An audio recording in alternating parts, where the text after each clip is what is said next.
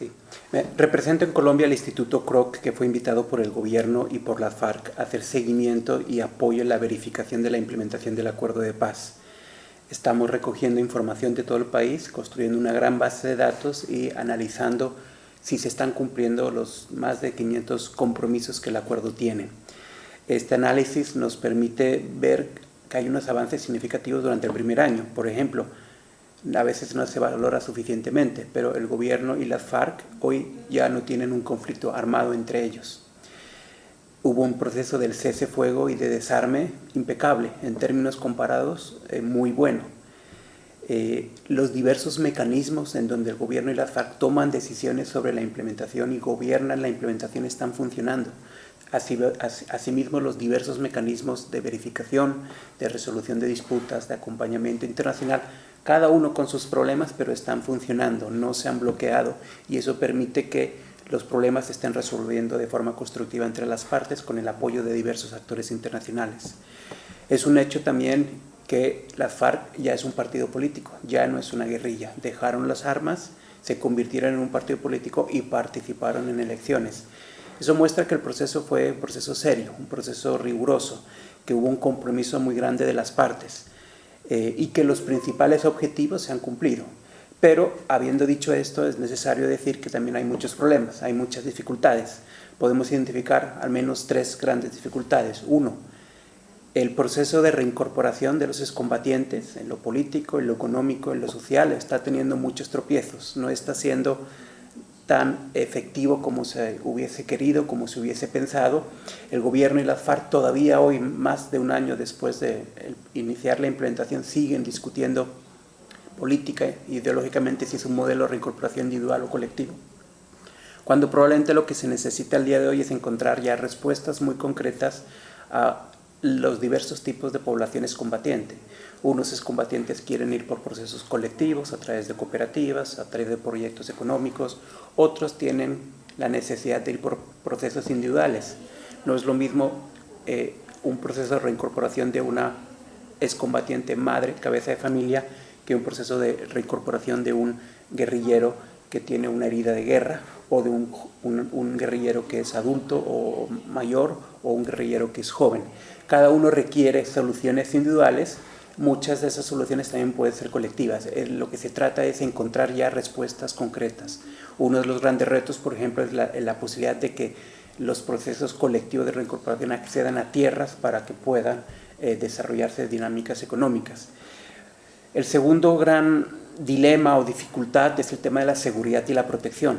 En el último año ha habido un incremento significativo de asesinatos de líderes, de defensores de derechos humanos, de excombatientes, de familiares de excombatientes.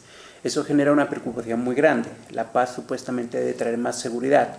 Sabemos comparativamente que no es inmediato, pero si no se gana seguridad, sí, implica que mucha gente, los mismos excombatientes, pero también la sociedad, no va a participar luego en las dinámicas de construcción de paz que trae el acuerdo, en procesos de participación política, en procesos de desarrollo económico, en procesos de tierras, en procesos de planes de desarrollo rural, etc.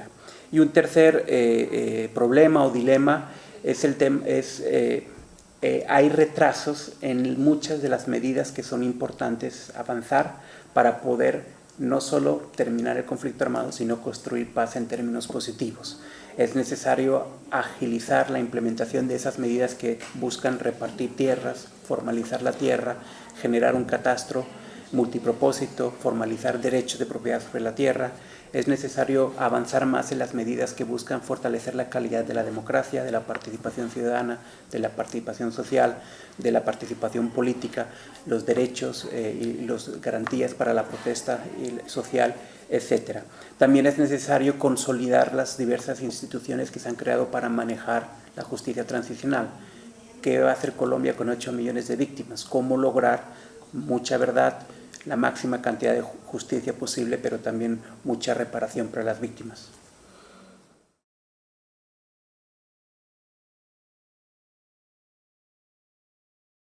Pues uno de los hechos importantes que explica el éxito del proceso de paz en Colombia es que Colombia fue capaz de garantizar un acompañamiento internacional durante la negociación.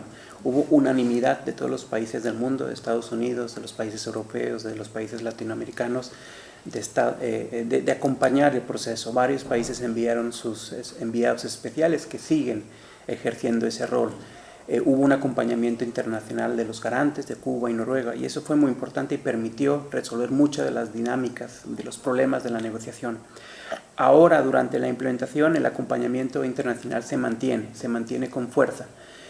Siguen estos enviados especiales acompañando el proceso.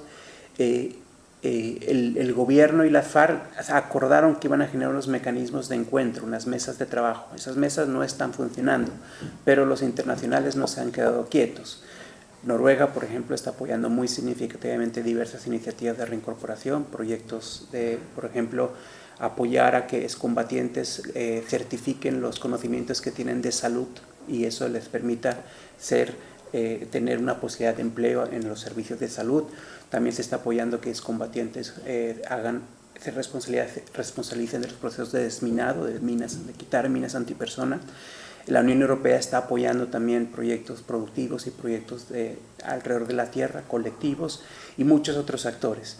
Probablemente no se está cumpliendo el espíritu y la letra que dice que hay que trabajar juntos, gobierno, FARC, internacionales, pero los internacionales siguen acompañando, siguen promoviendo dinámicas, siguen a veces, van más rápido a veces que el propio Estado en responder a las necesidades del posconflicto.